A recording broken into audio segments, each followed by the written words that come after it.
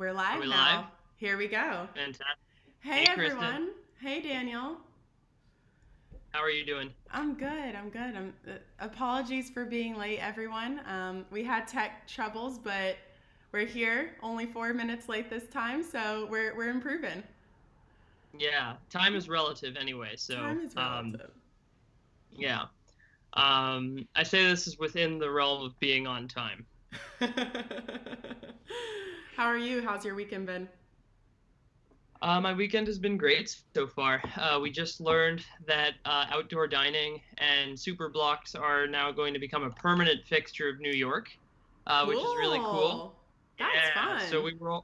we were all worried that they were gonna, because basically if you don't live in New York, they've made it possible for pretty much any restaurant to have tables on the sidewalk, and sometimes on in the middle of the street they'll like shut down streets for periods of the day on weekends and stuff like that. And so it's really actually been kind of delightful and way more pedestrian Yeah. friendly than it ever has been. And we thought that they were gonna take that away once they started reopening, but they didn't. It's the new New York now. That's pretty So awesome. So so everyone go that's visit pretty. Daniel when Corona's over. Yeah, that's right. It's or if you're able to drive, come visit now. Yeah. Just don't take a plane or a bus because that's not very safe. No bueno. Um, how was your weekend? Oh, it was nice. Minus if in case you can't tell, I'm getting a bit sick. I'm going to get tested tomorrow. But we went to the forest to try to do some last end of season mushroom picking, but didn't work out. Mushrooms were all gone that are edible. So we did some identifying of new mushrooms and played outside with the dog and did some sauna and good old Finnish fall weather. Is mushroom picking a general activity in Finland? Is it Yeah, as much as berry picking?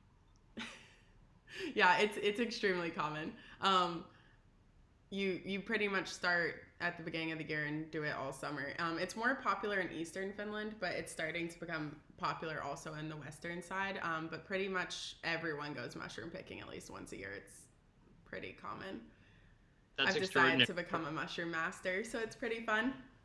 That's great. And Yeah. you can tell between different mushroom species now. There's a few I'm positive about. Last weekend I went wild and tried a mushroom none of us had ever eaten before. So I spent a long time identifying it on Google and making sure and like double checking and downloading every single app and reading everything I possibly could. And spent like 2 hours ending up getting like 2 bites worth of mushrooms for us, but it was fun. So I felt That's pretty brave. extraordinary. Yeah. So, how do you say mushroom in Finnish? Sieni.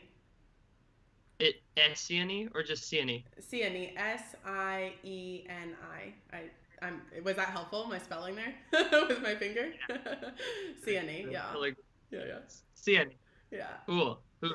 Cool. Cool. Um, Yeah. so we're here with what we hope to be the first of several semi-frequent behind the scenes updates where we share with our amazing YouTube followers the stuff that we're doing offline, or not necessarily offline, but off of YouTube, because Wikitongues is a nonprofit and we do lots of cool stuff and we want to share that with you.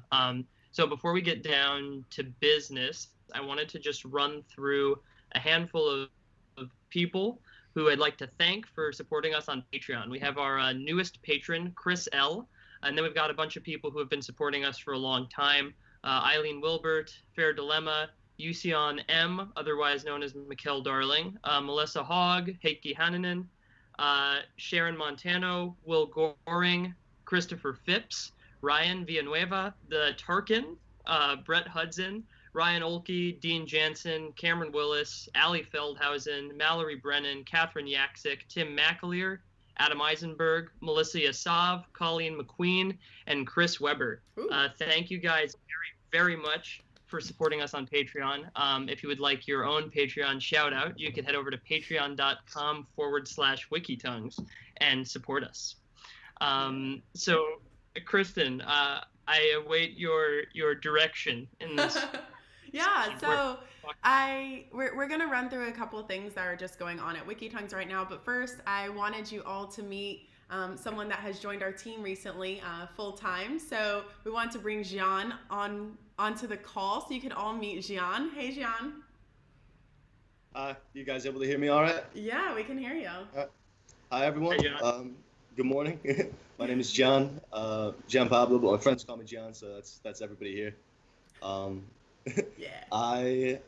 I started out at Wikitongues as an intern because of the connection that my professor helped me get. I'm a linguistics major at the University of Pittsburgh, and I loved the work that they were doing. I thought it was incredible that I got to work with, I've probably worked with about 100 different languages now over the time that I've been here. I've gotten to read articles about everything. So once the internship finished, I really just felt like it was something that I was passionate about, wanted to keep doing. They were generous enough to offer me the title of YouTube channel manager.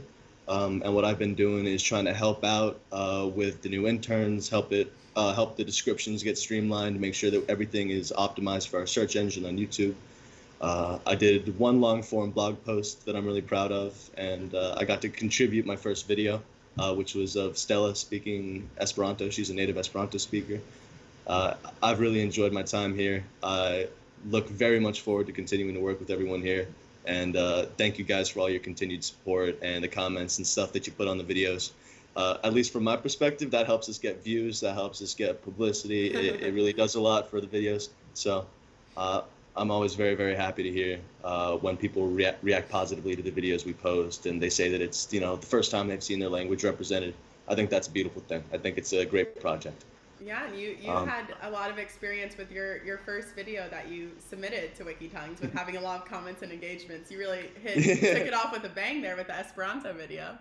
Yeah. Yeah. And, that was really cool. popular video in a while, actually. Can you explain the phenomenon of native Esperanto speakers? Because I think most people who have heard of Esperanto know of it as a constructed language, not one that is like organically part of a single culture. So how does someone become a native speaker in a constructed language? So Esperanto is unique in so much as it was a created language, a constructed language, like Daniel's saying. It was created by Zamenhof, L.L. Zamenhof, in 1886, 87 was when he published the first grammar book for Esperanto. And after that, many people who began using the language were parents who either spoke multiple languages and wanted an easy language to communicate with, or people who just wanted to teach a second language and were fascinated as linguists. But what has happened is that throughout the world, there have been a couple thousand people at any given time who learned Esperanto as one of their native languages. I would say bilingually, so it is a bilingual native language, so it's acquired with another L1 at the same time during that period of childhood linguistic development. But it is a very unique thing because it's kind of proof that even a language that you make up, even a language that's just fabricated from bits and pieces, can be naturalized and become something that someone speaks fluently. So it kind of just shows you the summits that that language can go to, how much things can change. It's really cool. So how many? Oh, sorry, Kristen. No, you go. Go for it. How many native Esperanto speakers are there? South of 2,000 in the world, for sure. Got it. Yeah. Of how many like hobbyist Esperantists who learn the language for fun? There are minimums of 60,000 people who are considered proficient / Esperanto speakers, like people who have participated in conventions and stuff like that. But estimates actually range anywhere from 600,000 to anywhere up in the hundreds of thousands to millions. It's just anybody who picks it up and likes it as a hobby. So because it's such a self-paced thing that people do for themselves, it's kind of tough to say, Right. It's sorry. Sorry, we're Daniel's surrounded by two sick people. Thank God it's through the internet. Yeah. But yeah, sorry, I lost my train of thought. But yeah, it's a very cool thing. No worries. Yeah. So everyone watching right now, you're looking at the three people that respond to your comments on the YouTube channel. And Jean's the one managing all the videos and posting them lately, and it's been a really big help for Daniel and I to have his help. Jean, what's coming up next on our YouTube channel in the next month? So up in the next month in our YouTube channel, we are going to have 2 more live streams that are scheduled. We're going to be discussing different aspects of our language survival toolkit, of our toolkit for basically promoting languages and getting languages spread around. On Saturday, October 10th at 11 a.m., we're going to be meeting with Ryan, who does really cool music in Arabic. and we're going to be talking about how. Oh wait, am I getting it wrong? No, you're getting it right. No? Oh, Yeah, okay, yeah, gotcha. yeah. But we're going to be talking to him about music and how music can be a tool for remembering and recording languages. He's works with a project that I believe is his project called Call Me Cordoba. And he does really cool stuff, has some great music in different Yeah. languages. So we'll take a look at that. And on Tuesday, October 20th at 11 a.m., we're going to be discussing radio as a tool for language revitalization and talking about how that's a tool that, especially in an era when there's a lot of internet shortages and issues about connectivity, that it's a way for people to stay connected. We'll talk about different instances where languages are promoted by radio, different radio stations that are in, indigenous languages. I believe the summary mentioned Nepalese indigenous languages. So we'll talk about all of that. And, yeah, we'll tell you how you can promote your language, and it'll be really cool. So excited for that. I also wanted to add that some of our patrons wanted to see more live streams about learning languages, and so this isn't scheduled yet, but we're working on getting our first kind of intro to a language live stream with the Wakhi language of Pakistan, Tajikistan, Afghanistan, and China. So that'll be very cool. Yeah, and that should be happening in October, so stay posted. And in terms of those times, 11 a.m. is New York time, so that's 11 a.m. Eastern. That's right. So if you're in Paris, that would be 5 p.m. your time. If you're in Jakarta, I think it's 10 p.m. your time. So based on where you are. But like all of our live streams, they'll be recorded and uploaded to our YouTube channel after. Yeah, cool. Well, thanks for joining us, John. Yeah, absolutely. We're going to keep posting videos as well, just the language videos. We'll make sure that those are always coming up a couple times a week. I'm still not feeling 100%, so I am going to hop off now, but it was a pleasure to introduce myself to everybody, and I hope everybody's doing good, staying healthy wherever you are, and, in every language. Thank you guys, and have a good rest of your days, all right? Yeah, you too, John. Real quick, before you go, what are your languages? What can people write you in? They can write me in Spanish or English. Both Spanish is a heritage language for me, and I'm trying to get my sort of literary competency in Spanish right now, so reading books and writing papers and all that jazz. And I'm proficient in English. I speak English as a first language as well. And I'm actually trying to learn Quechua, so if you send me an email in Quechua, it might be a little tough for me, but I'll translate it, and I'll write back in Quechua too, so just let me know. Yeah. And always feel free to reach out to me. I'm John at Wikitongues.org. Always happy to answer emails, answer questions. Anything that you guys want to send is more than welcome. Cool. All right. Talk to you later. Bye, John. Thank you guys very much. Have a good rest of the live stream. Cool. So he mentioned the language sustainability toolkit, and we have some really fun news in regards to the toolkit. The last time that we spoke with everyone, we were talking about the toolkit and I lost my scenes here, and the different the status that we were at, the versions that we were on. And so some people mentioned that the toolkit could be streamlined more, meaning that the wording could be reduced and made a bit more easy to read, less data for mobiles or for downloading on different internet connectivities. So we worked on that. We went through it and got rid of all unnecessary adjectives and extra wording, and we're hoping it looks good now. And so we've been sending it off for people to read and translate. So here's the Language Sustainability Toolkit. If you go to our website, wikitongues.org/toolkit, you'll find the mobile version and different PDF formats to download. You can also find it from the Living Tongues Institute website. And so we're working on translating this right now into different languages. We currently have people translating it into Spanish, Arabic, Korean, Russian, German, Portuguese, Bahasa Indonesia, Javanese, Frisian, Turkish, Kihunde, Chewa, and Senga. So we have a lot of languages currently underway. That's really cool. We're very excited about that. We would love it for it to also be translated into Russian. So if anyone's up for translating that into Russian, please send me an email, kristen@wikitongues.org. I'm going to move this so you can see it a bit better. There we go. So there's my email address. If you can send me an email at kristen@wikitongues.org, or if there's another language that we didn't list that you would be willing to translate it into, Yeah, someone just wrote, oh my gosh, so many. Yeah, so many. We're really excited about that. We want to reach as many people as possible. So if there's another language you'd be willing to help out with and translate that into, please send me a message. And Daniel, when we have all these translations, where will they be living? They will all be living at wikitongues.org/toolkit, the link that you just directed everybody to. If you are going to look at that right now, you're going to find the previous version of the toolkit before our copy edits that Kristen just mentioned. Once we're in the middle of redesigning it, and so expect the newest version with the more streamlined copy, I would say, in the next like 1 to 2 weeks, hopefully with some of the newly translated versions as well. Yeah. So if people are commenting about how many languages that are, yeah, we're really excited. The Wikitongues translation community really came out to help us with this when we put out the request for translation. So that's great. If you have any questions about the toolkit, please write them in the comments. We'll be responding to everyone's questions before we end the live stream today. Yeah.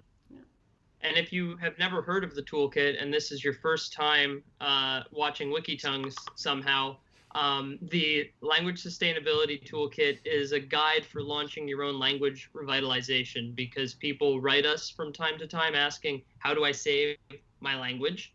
Which is a remarkable question because every language needs different things. But we think there are some universal lessons that anyone can apply to keep their language alive. So this toolkit is a step toward answering that question, how do I save my language? Cool. So what else has been happening at Wikitongues this month? What have you been working on? Well, I've been actually getting ready for next year. We are, as I mentioned, we're a nonprofit, and so we've been restructuring our board. So we have 2 new board members in the past month. One is a person named Jamie Joyce, who runs the Society Library in San Francisco, and they are essentially building a database of like positions in socially relevant debates, which is a very, very interesting project. And then there is Richard Chin, who runs a for-profit actually that produces medicine for animals, especially horses, cats, and dogs. But he has a lot of nonprofit experience, and his interest in language preservation comes from his training as a biologist. So Richard believes that biodiversity is important and that human cultural diversity is a part of that. And so I'm very, very excited to be working with them. The other thing that we're working on is building a cohort of language activists to test this toolkit. So on our last live stream, we had Bintu join us from Guinea. She's one of the people who will be working with us on this toolkit. We've got Hongi from the DRC, whose video of Kihundi I encourage everybody to watch. Yeah. And we also have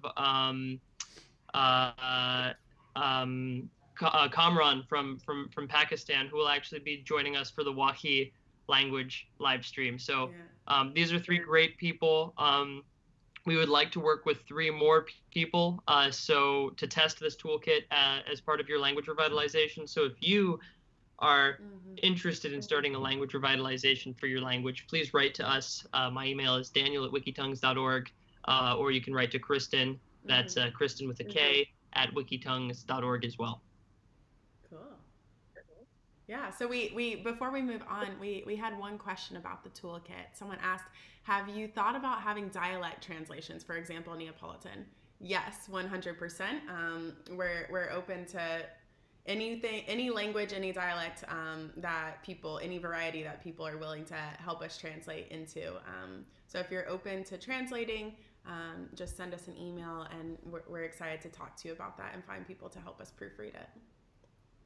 I have a question actually for the person who just asked that. Are you a Neapolitan speaker? I'll let you know. There's a little lag, so let's see if anyone else has any questions. Let me scroll up. Are you getting involved with the Polyglot Conference Global /Langfest? Are you doing anything with Polyglot this year, Daniel? Not that I know of. However, a long-time Wikitongues contributor named Fiel Sahir is a Polyglot Conference regular, and so I would imagine that he might be doing stuff I will, however, be speaking at the Unicode conference. For those of you who don't know, Unicode is the organization that oversees the digitization of writing systems. So they're the ones that make it possible for you to have fonts in your language. And that was supposed to be in person, but of course, like all conferences now, is digital. But I think it would be really cool for us to do something there. What would be nice is if you, dear viewer, are doing the Polyglot Conference or Langfest, please write to us and let us know, because it's possible that there are Wikitongues people there whom you can meet, and that would just be terrific. Yeah. Great. Yes, we have heard, someone asked us, one more question. Someone asked us, Hugo said, have you ever heard of Mirandese? Yes, we have. We have a great video of it with 2 speakers. It's one of our most popular videos. That's the one I'm correct in what I'm thinking, right? Oop, I lost you. There you are. Oh, you got, can you hear me, Daniel? Fine. Okay. There you are. Oh, okay. You were freezing up on me. The person who asked about Neapolitan said not fluently, no. Got it. If they would like to record any videos of Neapolitan in their community, we have a Neapolitan video, but it's quite short. And it would be great to have more Neapolitan videos that are longer. And they can be mixed with Italian. I know people like code switch between the two. But the more the merrier. That would just be extraordinary. And I know I was freezing up there, but did you hear me when I said we actually have 4 Mirandese videos? No, I did not. I'm just thinking of the one, the popular one with the 2 people speaking together, right? The couple. That's a Mirandese video. Oh, they're tremendous. They're tremendous, and we have 3 more. They're all high quality. Okay. Yeah. Cool. Great. Oh, here's something that is kind of fun that our YouTube subscribers may not know about. If you go to wikitongues.org, you'll see a search bar now, and you can actually search for languages and Wikitongues videos on our website. So if you're curious what languages we have, that's a great place to go exploring. Yeah, so this is a Toolkit screenshot, but if you look up top in that middle, you'll see the search bar. And so that's for the language archive that Daniel's referring to that he's been working on building out. So you can find it there. Cool. Yeah, so great. So any other updates for everyone? I think we had an update from Patreon regarding stickers, right? Yes. So if you are a patron who gives more than $20.84 a month, starting Monday, I guess, we're going to be having anyone who gives that amount or more gets exclusive patron stickers after 3 months. We would love to send them sooner, but Patreon only sends merch after 3 months of commitment. So that's out of our control. But I'm very excited about these stickers.